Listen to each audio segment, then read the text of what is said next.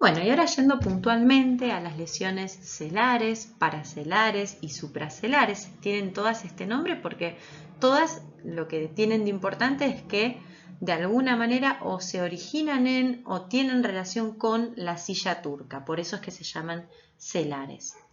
Vamos a tener dentro de estas lesiones de origen tumoral, que pueden ser adenomas, los cuales se van a dividir en funcionantes o no funcionantes, y lesiones no adenomatosas, ¿sí? Que son también tumorales, pero que no son adenomatosas. ¿Qué es lo importante de esto? Bueno, tener en cuenta que los adenomas se originan a partir del tejido hipofisario, mientras que las lesiones no adenomatosas se originan a partir de otros tejidos, algunos de ellos a distancia, como pueden ser las metástasis, otros de ellos de tejidos muy cercanos, pero que no tienen que ver con la hipófisis, como son los craneofaringiomas, los cordomas, los germinomas. Estos son todas lesiones no adenomatosas. Y dentro de las adenomatosas, como dijimos, vamos a tener funcionantes y no funcionantes que ahora vamos a ver más específicamente.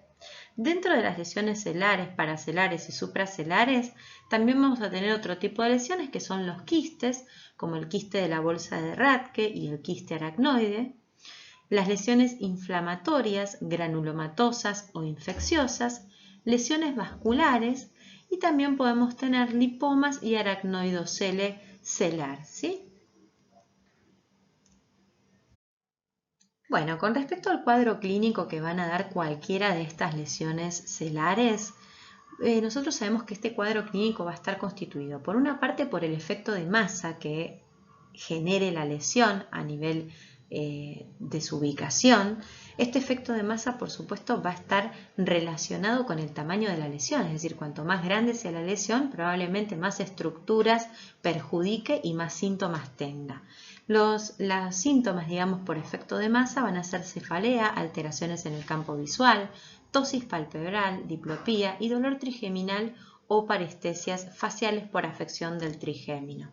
Además de esto vamos a tener alteraciones hormonales.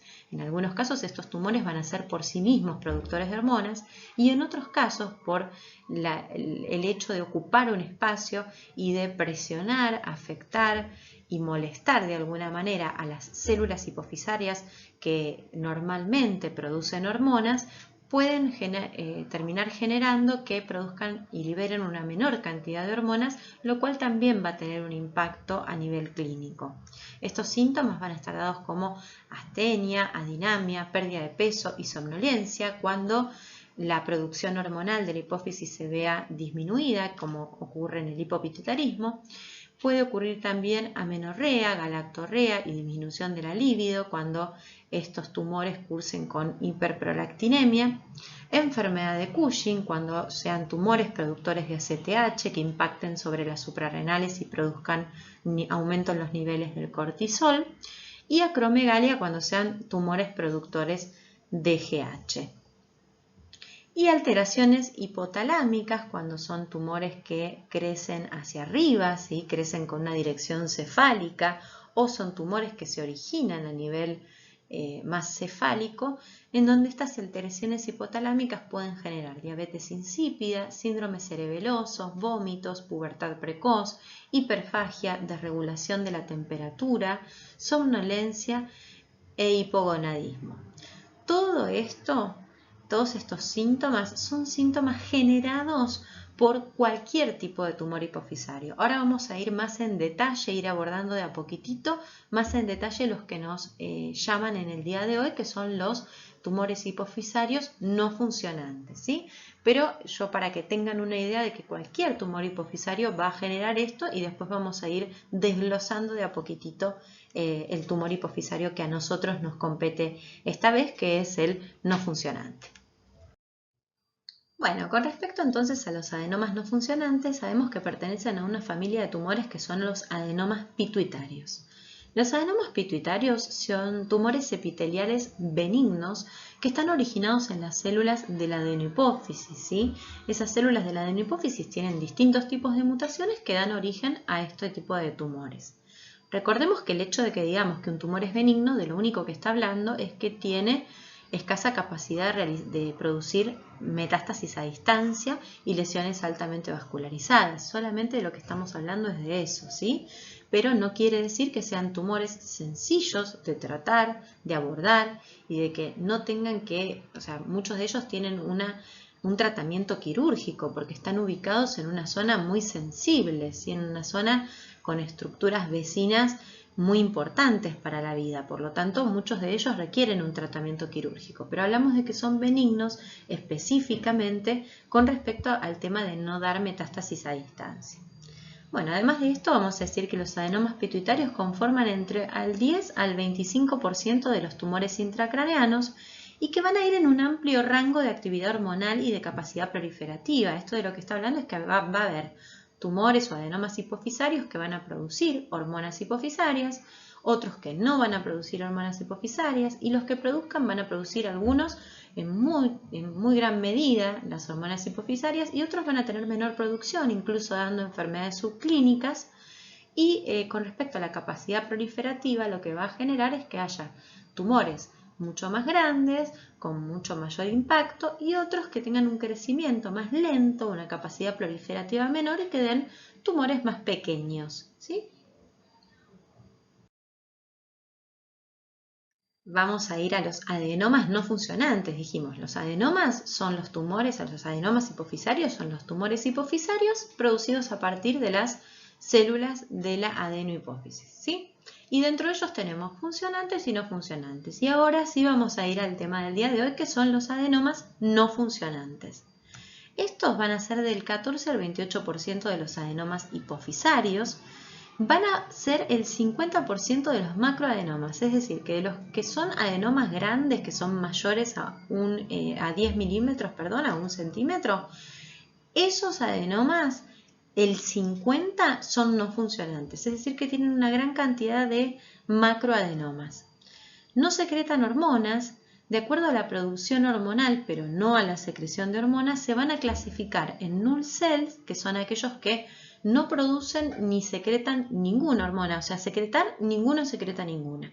Pero los null cells tampoco producen ninguna hormona, mientras que los silentes no secretan, pero sí producen hormonas. Entonces, cuando uno opera a estos pacientes y se analiza la inmunohistoquímica, el anatomopatólogo mira al microscopio y hace todas las tinciones necesarias para abordar la inmunohistoquímica de estas lesiones, lo que se ve es que los silentes sí tienen producción, principalmente de gonadotrofinas, y los plurihormonales tienen producción de varias hormonas, por ejemplo, hay algunos que son secretores de, por ejemplo, prolactina y FSH, o prolactina y GH, no secretores, sí productores, ¿sí? Ninguno secreta, todos van a tener esta capacidad de ser adenomas, pero de no secretar.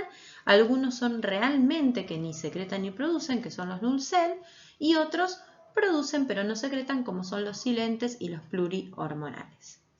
Después, los adenomas no funcionantes son benignos, por lo que dijimos antes, de que no tienen capacidad de metástasis a distancia, aparecen entre la segunda y la sexta década de la vida, producen una clínica que puede ir desde un incidentaloma, que es una lesión que aparece como hallazgo en un estudio que uno pide por algo en particular, para hacer, por ejemplo, no sé, una persona que tiene sinusitis y su otorrino le pide una resonancia magnética para ver sus senos paranasales y justo en el corte de la silla turca se observa una lesión hipofisaria. Eso es un incidentaloma, ¿sí?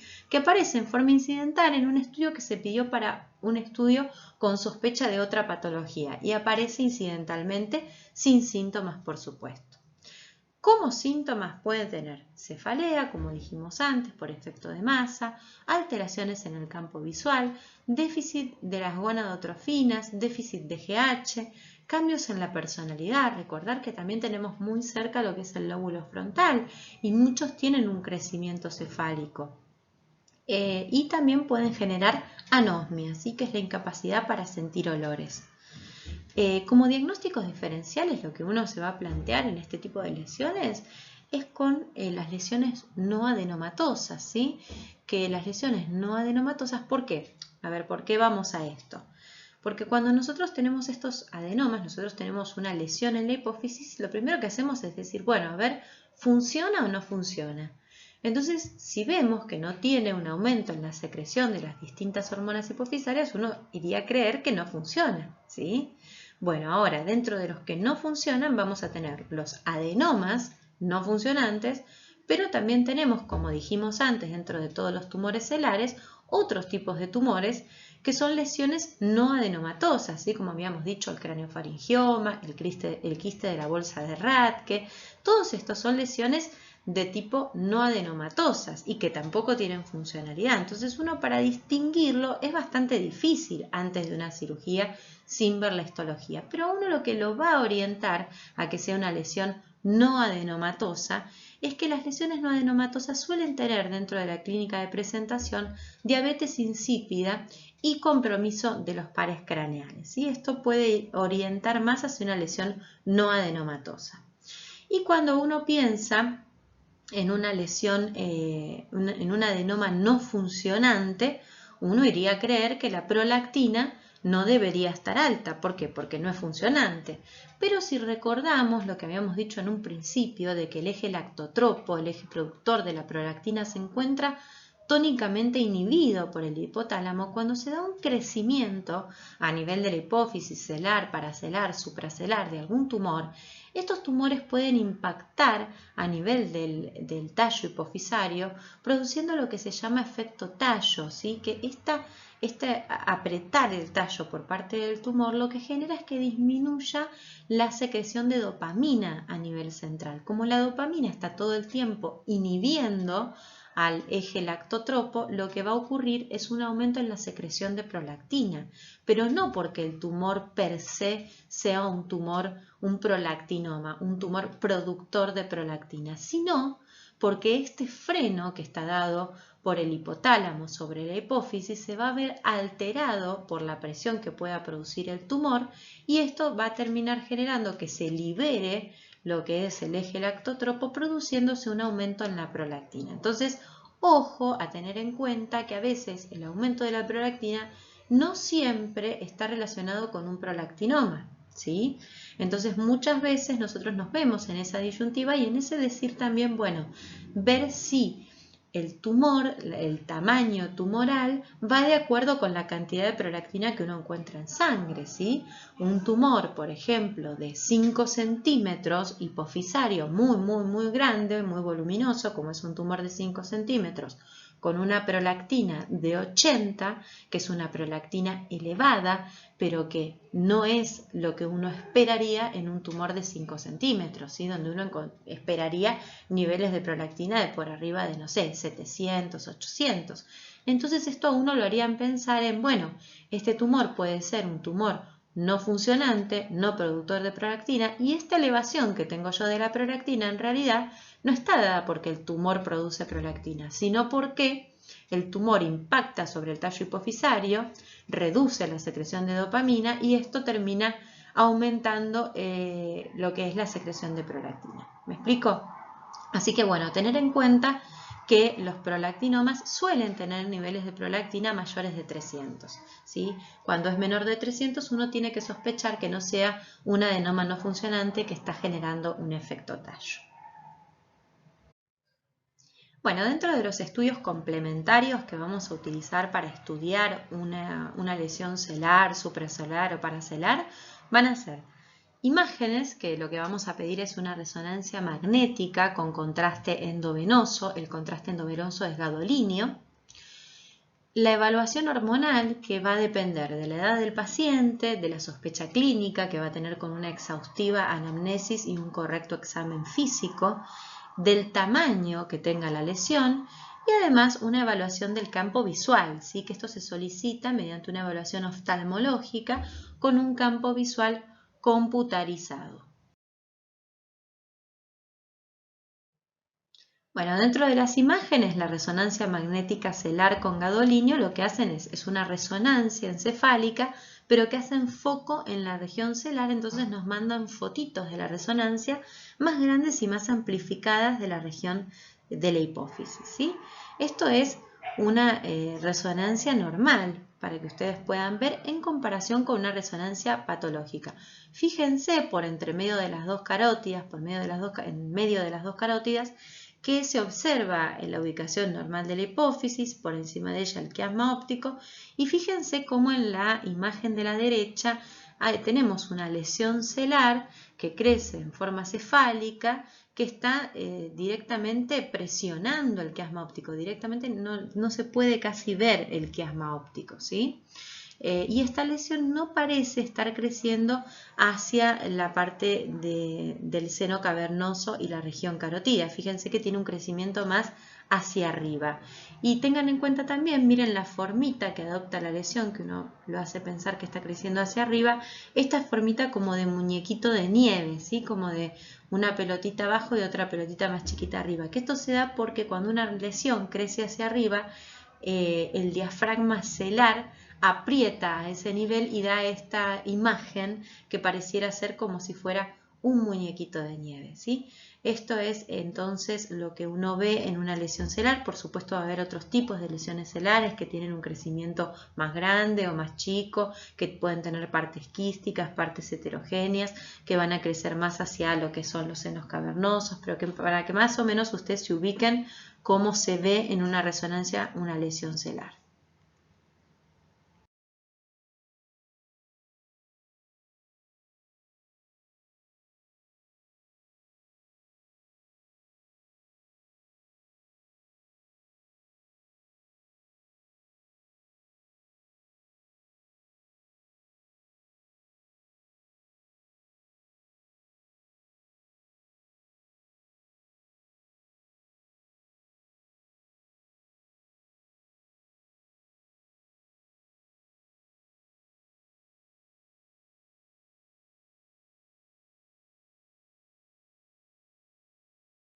Bueno, entonces, cuando hablamos de la evaluación hormonal que uno hace de estas lesiones, la evaluación hormonal va a estar destinada a ver si las lesiones son productoras o no de hormonas y así están, digamos, impactando a nivel de alguno de los ejes, produciendo una disminución en la liberación de hormonas, ¿sí? Bueno, con respecto al eje tirotropo, lo que vamos a pedir es una determinación de TSH, T4 y T4 libre que nos va a permitir ver si ese eje se encuentra indemne o no. El eje lactotropo se evalúa por medio de una prolactina, que también se hace en sangre periférica. Tengamos en cuenta que todas las evaluaciones hormonales siempre se realizan con una extracción de sangre que tiene que ser a las 8 de la mañana y cuando la determinación hormonal incluye la prolactina, como es el caso que nosotros estamos diciendo ahora como ejemplo, la persona tiene que durante las 48 horas previas no tener relaciones sexuales, no hacer ejercicio la mañana antes de ir a sacarse sangre, esperar siempre 15 minutos sentado antes de la extracción. Todo esto son cosas muy importantes. ¿Por qué? Porque cualquiera de estos factores puede producir un aumento en la prolactina y esto va a hacer que uno finalmente pueda o no pueda confiar en la determinación que tenga finalmente en el laboratorio. Entonces todas las preparaciones son muy importantes que se respeten, ¿sí? Que se respeten todos estos consejos para la toma de la muestra para que después la muestra sea realmente fidedigna. Bueno, con respecto al análisis del eje somatotropo, lo que hacemos es pedir una IGF-1. Ustedes se preguntarán, ¿y por qué no se pide una GH en lugar de una IGF-1? Bueno, porque el IGF-1 es mucho más confiable. La vida media de la GH es mucho más corta y además no es tan confiable el parámetro a nivel del laboratorio. En cambio, la IGF-1 nos da un valor que uno lo puede utilizar mucho más y que le da una idea de cómo está el eje somatotropo. Así que lo que se pide es solamente IGF-1. El eje gonadotropo se puede evaluar mediante la medición de FSH, LH, estradiol y testosterona. Todo esto, por supuesto, de acuerdo a si el paciente es hombre o mujer. ¿Sí? Si es hombre, pediremos una testosterona, si es mujer, un estradiol y las gonadotrofinas hipofisarias, que son FSH y LH. Y el eje corticotropo, si nosotros queremos evaluar el déficit, que estamos pensando que nos está dando una insuficiencia adrenal, entonces lo que vamos a pedir es un test de Synacten, que es un test de estímulo por medio de ACTH sintética, que se da por vía endovenosa y que después se mide si esto produce o no produce la liberación de cortisol, ¿sí? Si no lo produce, por supuesto, vamos a sospechar un déficit, ¿sí? O nos va a estar confirmando, mejor dicho, un déficit. El cortisol matinal, que es el cortisol de las 8 de la mañana, y el cortisol libre urinario, que es un cortisol medido en orina de 24 horas. Nosotros siempre, los endocrinólogos, lo que hacemos es confiar mucho más en el cortisol libre urinario que en un cortisol matinal, que es una medición única que se da a las 8 de la mañana de una hormona que primero que tiene un ritmo circadiano, que tiene un ritmo que además varía mucho de persona a persona y que tiene mucho que ver también con los hábitos de sueño, de descanso, de ejercicio que tienen las distintas personas, los distintos pacientes. Entonces, dada esta variabilidad, uno siempre confía más en el cortisol libre urinario que abarca todo esto y que tiene menos posibilidad de error, ¿sí? Es como si uno comparara un electrocardiograma con un holter de 24 horas de electrocardiograma. Si uno hace el electrocardiograma, uno evalúa la función electrofisiológica del corazón en un momento en particular, en un instante en particular. Si uno hace el holter, uno está viendo esa actividad electrofisiológica en 24 horas. Es como ver la película, ¿sí? Comparar una película con una foto, ¿sí?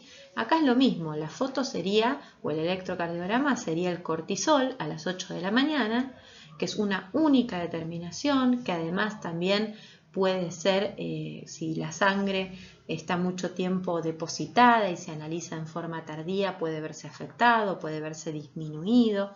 Entonces muchas veces tampoco es del todo confiable comparada con un cortisol libre urinario que es en orina de 24 horas y que lo que nos está dando es una pauta de cuánto cortisol se sintetizó en todo un día. Entonces es muchísimo más confiable, si es como un holter de 24 horas del cortisol, para que lo entendamos, ¿sí? Para que nos sea más sencillo interpretarlo.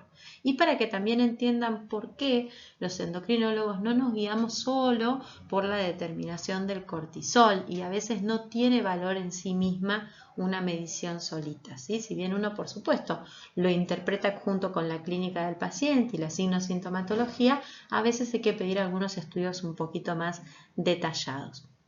Y si uno está sospechando exceso en la producción de cortisol, uno cuando tiene alguna enfermedad que produce exceso en la producción de cortisol, como es por ejemplo la enfermedad de Cushing, lo que uno tiene que evaluar es la producción de cortisol, que tiene que estar aumentada, eso lo hacemos con el cortisol libre urinario en 24 horas, la supresibilidad, lo que tienen los tumores productores de ACTH, que generan un hipercortisolismo, es que pierden la supresibilidad. Esto quiere decir que este eje que tenía, como vimos en una primera diapositiva, que tenía este feedback negativo en donde el cortisol impacta a nivel hipofisario e hipotalámico, disminuyendo la secreción de ACTH y termina disminuyendo, digamos, o inhibiendo el total del eje, esta supresibilidad se va a ver alterada y este eje dañado pierde esta capacidad de supresibilidad. Eso se evalúa con un test de Nugent.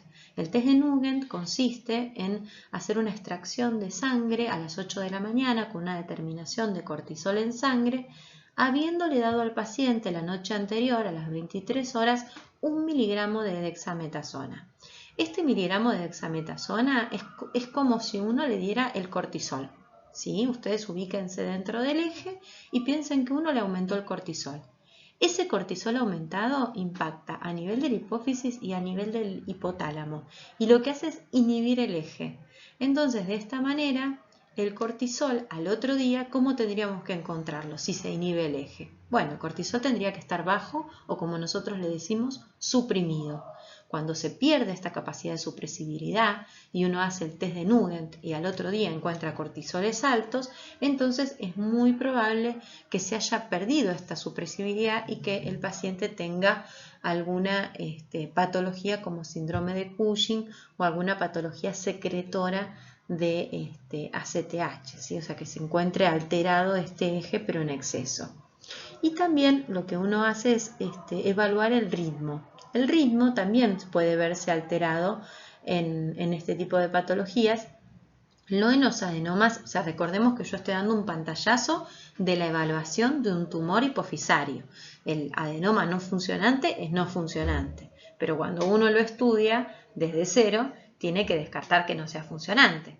Y una de las posibilidades de que sea funcionante es la enfermedad de Cushing, ¿sí? Entonces, la enfermedad de Cushing además pierde el ritmo. Nosotros sabemos que tenemos un ritmo circadiano, donde los picos de cortisol se van a dar a las 8 de la mañana, vamos a tener un segundo pico más bajito que será alrededor de las 3 de la tarde y después a las 11 de la noche tenemos el valle más grande de cortisol, en donde el cortisol está bien bajito, que es donde nos agarra sueño, ganas de descansar, ¿sí?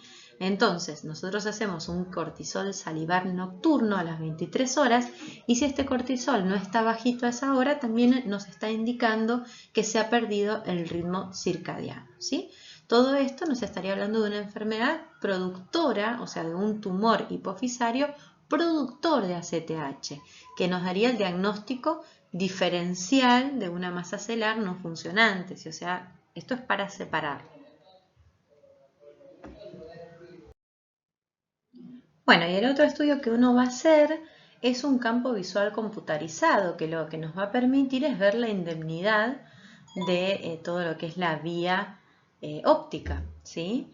Entonces, el campo visual normal, cuando uno lo pide, lo que le va a venir junto con un informe es esta imagen que vemos en la parte superior. Eso es un campo visual normal.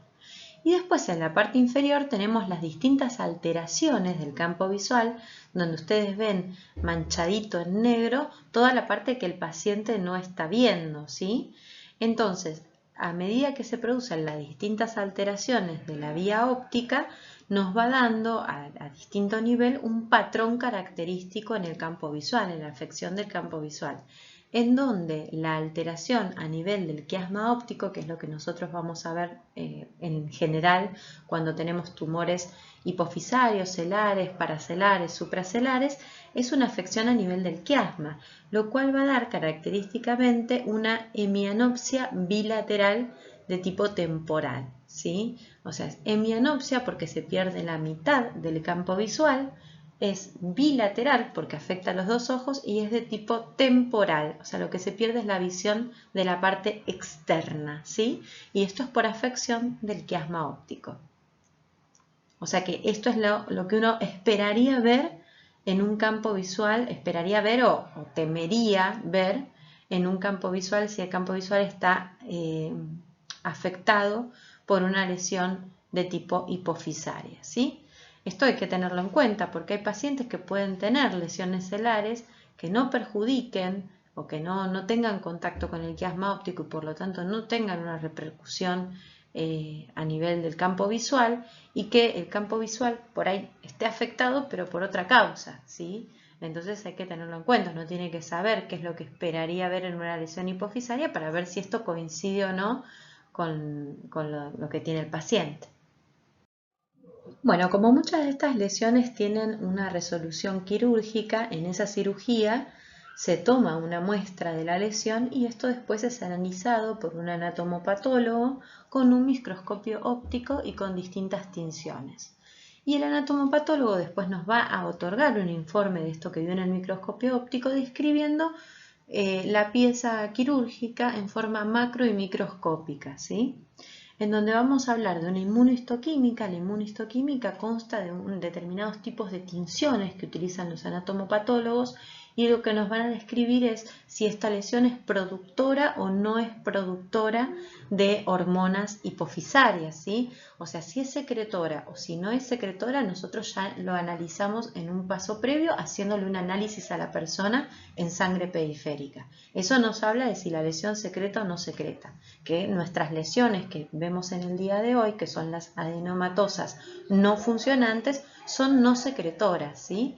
Pero como hablamos antes, vamos a tener aquellas que son las null cell, que son las que no producen tampoco ningún tipo de hormona hipofisaria, y aquellas que son las silentes, que son aquellas que sí producen hormonas pero que no las secretan. Entonces, en esos casos, la inmunohistoquímica va a dar positiva para producción de algún tipo de hormona, ¿sí?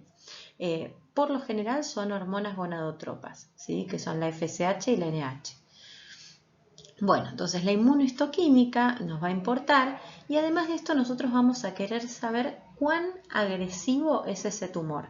La agresividad de estos tumores está medido por el índice mitótico, por la capacidad que tengan de crecer, ¿sí? Y esto lo va a dar el índice mitótico, la medición del Ki67, en donde un Ki67 mayor de 3 nos está hablando de que es una lesión más agresiva, por decirlo de alguna manera, porque tiene un crecimiento más rápido, y el P53, ¿sí? Que también habla de lo mismo, ¿sí? Estos distintos parámetros van a venir en el informe anatomopatológico y nos van a dar una visión también de qué tipo de lesión es a la que nos estamos enfrentando.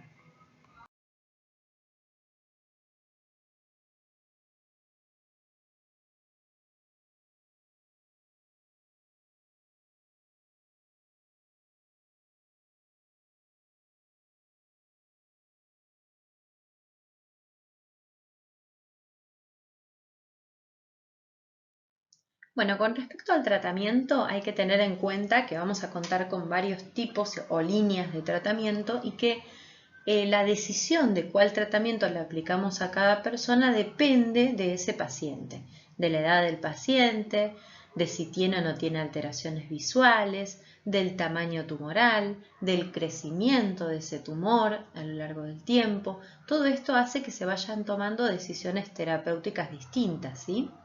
Como tratamiento, el tratamiento de primera línea o lo que uno suele optar, principalmente si el paciente tiene alteraciones a nivel óptico, es que hay que operarlo, ¿sí? A ese paciente. Es uno de los criterios que a uno le determinan que el tratamiento debe ser quirúrgico. El tratamiento quirúrgico lo realiza un neurocirujano y el neurocirujano va a tener distintas vías para abordar un tumor hipofisario, donde la vía de preferencia suele ser la transesfenoidal, donde por medio de la nariz acceden al seno esfenoidal y a través del seno esfenoidal pasan a la silla turca y hacen la resección del tumor hipofisario. Esta vía suele ser la de elección porque es la que tiene menor cantidad de morbimortalidad, ¿sí? Y de complicaciones quirúrgicas. Pero bueno, también pueden elegirse otro tipo de vías como por ejemplo las transcraneal. Como otro tratamiento vamos a tener la radioterapia. La radioterapia es aplicar radiación y por medio de esa radiación lastimar el ADN de la célula produciendo su muerte, la muerte celular por medio de radiación, ¿sí? Esta radioterapia se puede dar en casos en los cuales quede un remanente luego de la cirugía o en casos donde luego de la cirugía, años después de la cirugía, se ve que aparece un nuevo tumor que se llama recidiva, ¿sí? En cualquiera de estos dos casos se puede optar por elegir radioterapia. Muchas veces cuando aparece una recidiva uno elige hacer una nueva cirugía, ¿sí? Pero a veces, de acuerdo a las ubicaciones, si uno tiene en cuenta que muchos de estos tumores se encuentran muy cercanos a estructuras vitales, como puede ser la carótida interna, esto hace que una cirugía no pueda el cirujano resecar todo el tumor porque al resecarlo corre un alto riesgo la vida del paciente, porque si llega a lacerar, a tocar la carótida interna, puede llegar a correr riesgo la vida del paciente. Entonces el neurocirujano muchas veces no puede resecar todo el tumor y hay que ayudar con radioterapia. Y otro de los tratamientos es el tratamiento farmacológico que se va a dar con agonistas dopaminérgicos como la cabergolina, ya que estos tumores, si bien no son secretores de prolactina, sí tienen receptores para la dopamina y la dopamina es inhibitoria, entonces se utilizan agonistas dopaminérgicos como la cabergolina y también tienen receptores para somatostatina, por lo que se pueden utilizar análogos sintéticos de somatostatina como es el octreotide.